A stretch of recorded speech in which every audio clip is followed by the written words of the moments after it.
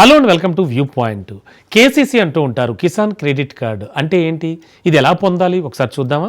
Kisan credit కార్డులను రైతులు తమ దగ్గరలో ఉన్నటువంటి బ్యాంక్ బ్రాంచ్కి వెళ్ళి తీసుకోవచ్చు. ఎలాగో తెలుసా, కిసాన్ క్రెడిట్ కార్డు ఫామ్ను తీసుకుని ఫస్ట్ ఆ డీటెయిల్స్ అన్నీ ఫిలప్ చేసి వాళ్ళకి ఇవ్వాలి.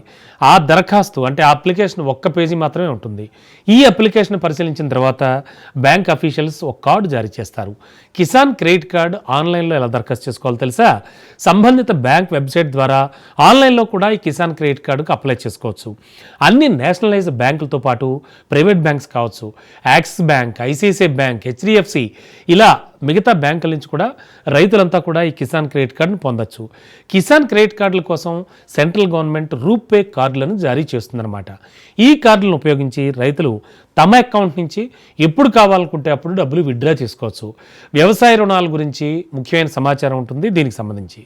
2025 ఏప్రిల్ నాటికి దేశంలో మొత్తం 7.75 కోట్ల కేసీసీ ఖాతాలు ఉన్నాయని సెంట్రల్ గవర్నమెంట్ తెలుపుతోంది. అండ్ ఈ పథకం కొనసాగడం ఎంత అవసరమో ఈ గణాంకాలే చెప్తున్నాయన్నమాట. ఇది వ్యవసాయానికి నిరంతరం రుణాలు అందేలా చేస్తుంది. చిన్న సన్నకారు రైతులకి ఈ స్కీమ్ చాలా యూజ్ఫుల్. ఈ పథకం రైతులకి తమ ఆర్థిక భారాన్ని తగ్గిస్తుంది. ఇది చాలా ముఖ్యమైనటువంటి ప్రయోజనంగా భావించాలి. వడ్డీ రైతు వల్ల రైతులు చెల్లించాల్సిన వడ్డీ చాలా వరకు తగ్గిపోతుంది. దానివల్ల వాళ్ళపై ఆర్థిక భారం తగ్గుతుంది. తక్కువ వడ్డీకి రుణాలు లభించడంతో రైతులు అధిక దిగుబడినిచ్చే విత్తనాలు, ఎరువులు, ఆధునిక వ్యవసాయ పరికరాలు కొనుగోలు చేయడానికి కూడా అవకాశం కలుగుతుంది.